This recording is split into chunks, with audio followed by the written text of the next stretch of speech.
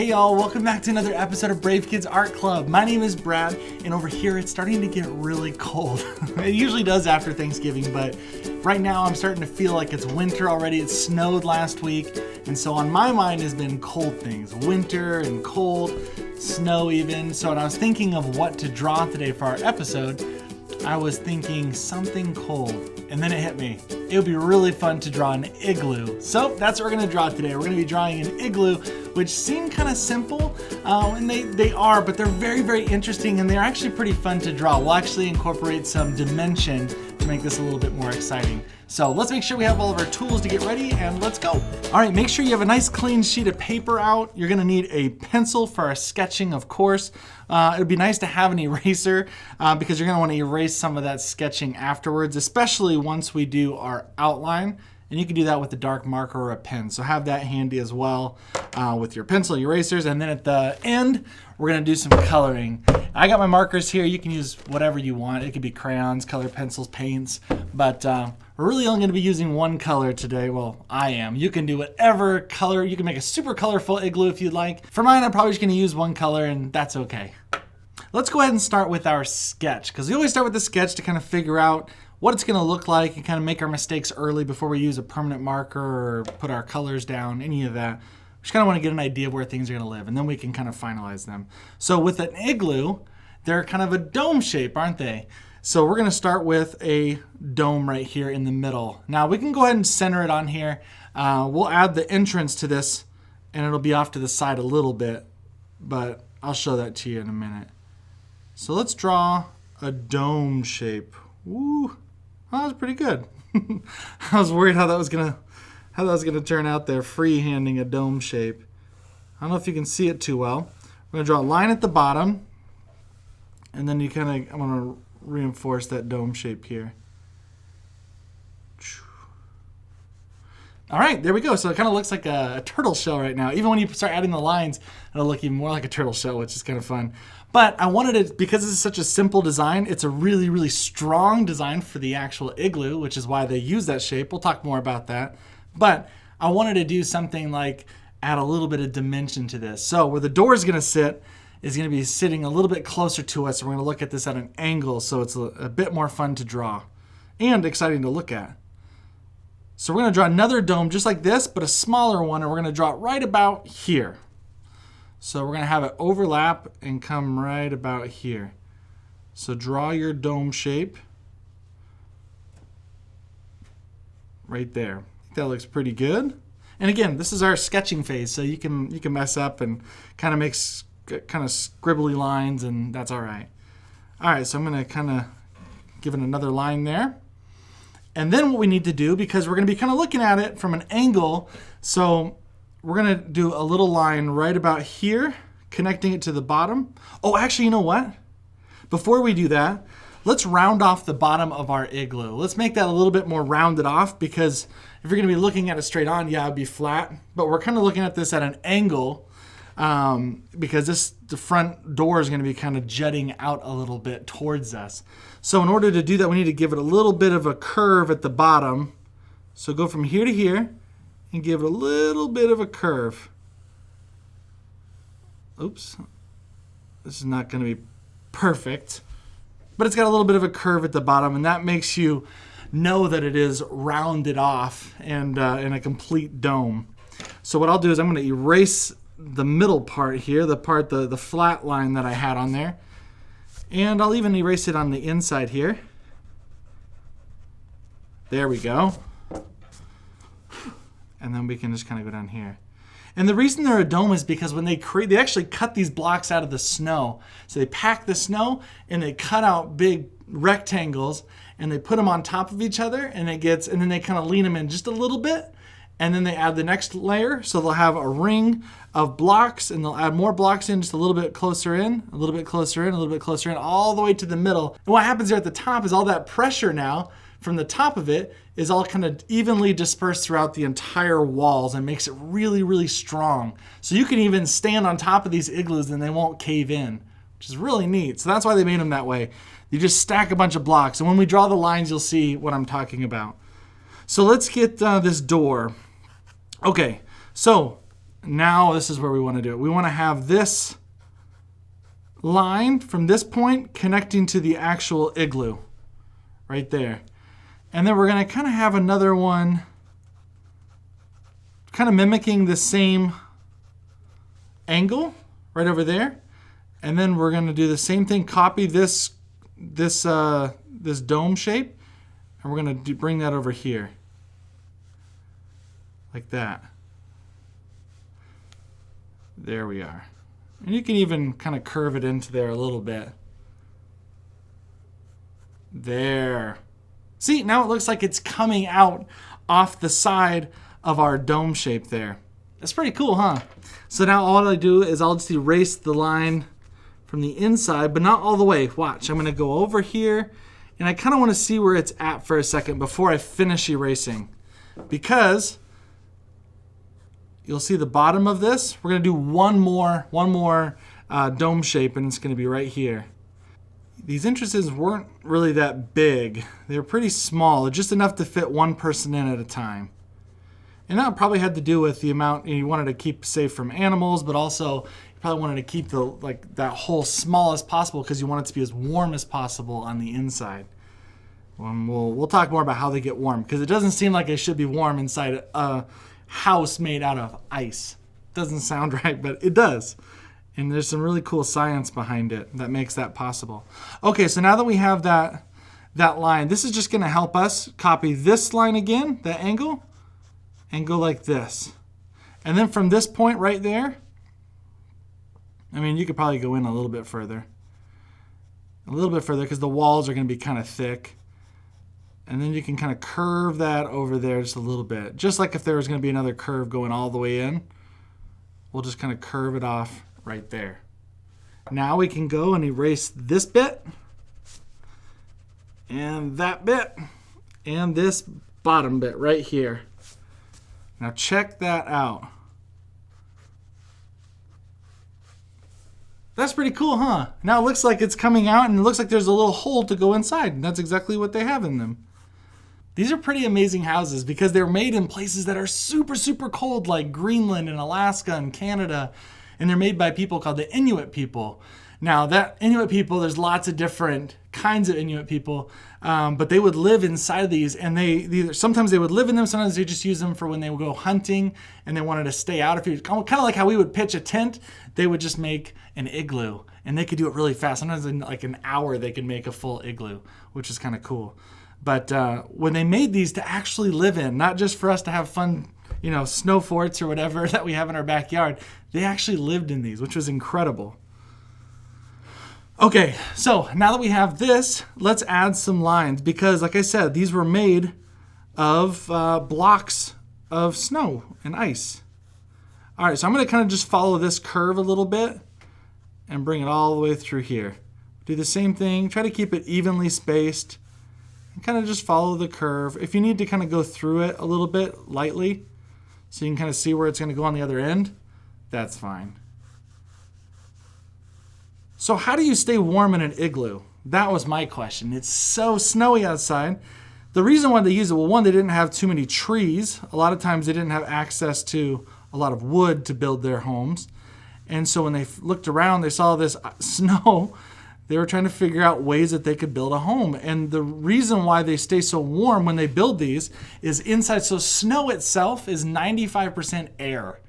That's crazy to think. If the snow falls on the ground, that's why it's so fluffy and light, is because it's full of air.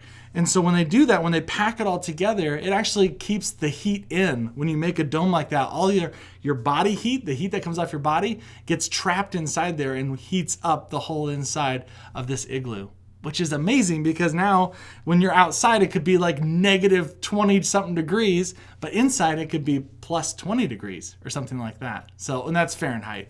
But that would make it so that it's significantly warmer. And that's without like a fire or a lantern or whatever they're going to use for heat.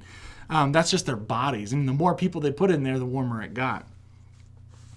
So yeah, they would put these together. And like I said, they'd either live in them or they'd use them for like small like trips where they were maybe hunting. And it would keep them warm out there in the really, really cold weather. Okay, I'm going to draw a bunch of them. I'm just kind of staggering them like they would. They wouldn't put them all exactly next to each other, kind of like when they lay bricks, so that they're a little bit stronger this way. All right, we're going to do another one right there. Awesome. And they actually take these bricks from right under here. So they dig a big circle and they start pulling out, making the bricks out of that circle and take them all out. And then they create like this big hole. And that's where then they start building around the hole. So they don't have to make it as high because they've already dug a big hole. And when they create it like that, this entrance usually drops down. So you would crawl into this igloo, but it would go down and then you'd come back up inside of it. Kind of like how beavers do in their dams. They go down under the water and come back up in. But for them, it's a way to trap the cold air down below because heat rises. It goes higher up. So if they get all that cold air trapped down there and then they come up inside, then they can stay nice and warm because the heat's up there. All right, so many crazy cool things. I was just fascinated by igloos. So I'll stop talking and keep drawing here. We have maybe some snow built up on the side. How about that? We can draw little lumps of snow, which might be kind of fun. Let's do like just a few little lumps of snow here. There we are. And we can do some on the side here. Maybe a little bit over here.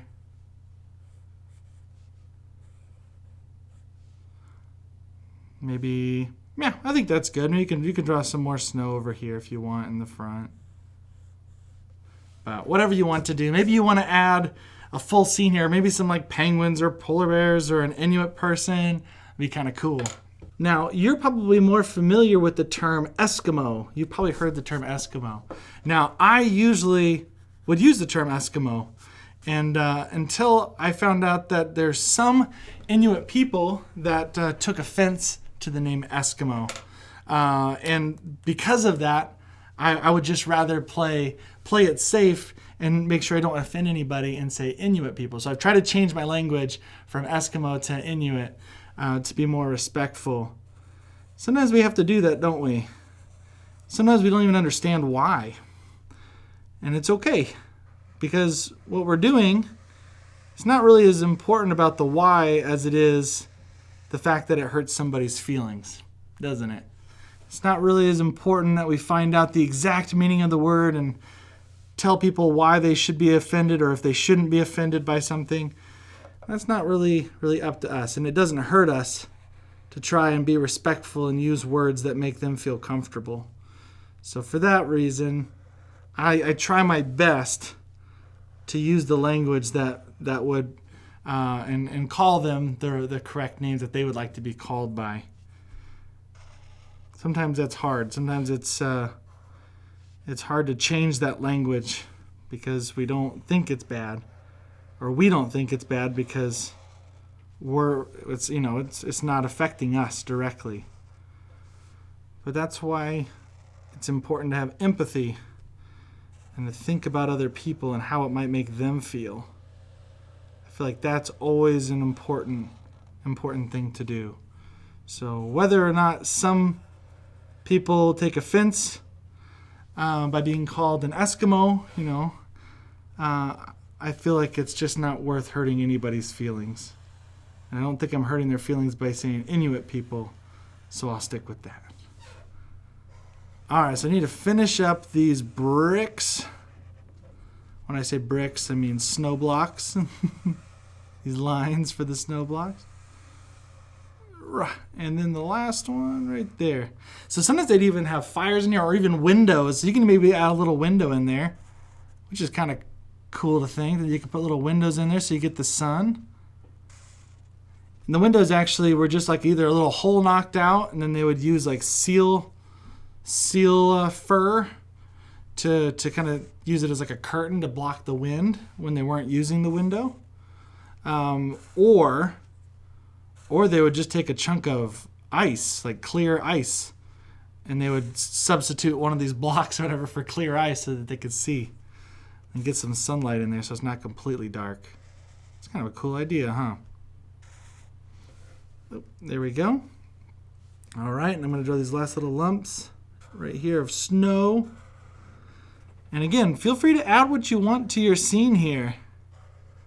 It's kind of kind of fun. Maybe this is maybe this igloo's in the North Pole. Maybe there's some fun little animals, or maybe there's a whole family out here, you know, living in this. Oh, we gotta add some more lines. I didn't do this earlier, so we'll do it now. But I'm gonna add a few little lines going this way, like that, and then I'm gonna try to connect them over here, like this on the arch. There we go.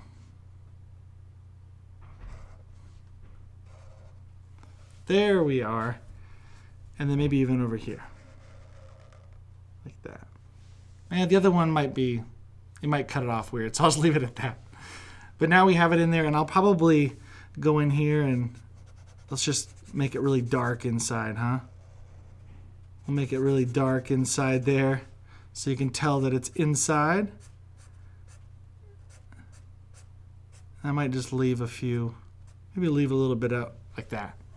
There we go. I like that. That's pretty fun. All right, so now I'm just going to go through, erase all of this, and I'll add some color, and I should be finished. I'll just do a little bit, like I said, I'm just going to do a little bit of blue on here, but you know, this could be a rainbow colored igloo if you wanted to, or maybe each little block is a different shade of blue. That might be kind of fun. Or maybe it's not blue at all. So have fun with that. I'm going to do my coloring real quick, finish erasing all my undersketch, and we'll catch up right after.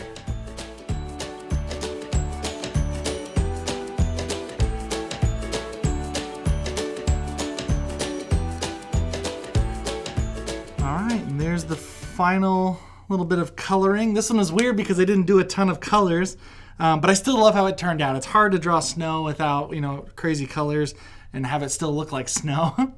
So I'm really happy with how this turned out. I did a little bit of shading there on the bricks and inside and on the snow, and I think that'll do just fine. And I'm really proud of how it turned out. So hopefully you guys had a fun time too, and it wasn't too simple. That's what I was worried about, that wouldn't be very exciting. But there's so many interesting things to know about igloos, which I found fascinating. It was fun to learn, and it's really fun to draw, especially in that with dimensions. So that's something that we can add to our artist toolkit, is learning how to make things that look a little bit dimensional. So because I'm proud of what I made, I'm going to go ahead and sign my name at the bottom. Drop my initials in there so we can call this illustration finished. Well, thank you guys so much for drawing with me today. I hope you guys had an absolute blast. I know I did, and it turned out really fun, I thought. So I'd love to see what yours looks like as well. So you can go to Brave Kids Art Club on Instagram and just tag us at Brave Kids Art Club, so that way I get a chance to see what you're making, or just direct message us. And if you really enjoy drawing with me, please go ahead and subscribe to this channel. And then if you like this video specifically, please drop it a like. But until next time, be brave, be creative, but most importantly, be you. Alrighty, we'll see you guys next time.